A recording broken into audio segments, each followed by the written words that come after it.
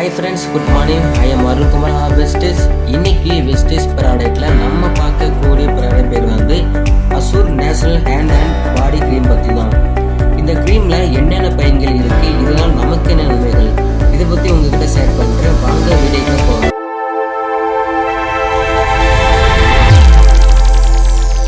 இந்த க்ரீமில் வந்து RT flower மற்றும் வெண்ணிலா எக்ஸ்ட்ரா இருந்து தயாரிச்சிடுறாங்க. இந்த ப்ராடக்ட் வந்து ஆல் ஸ்கின் டைப் இருக்கிறவங்க யூஸ் பண்ணலாம்.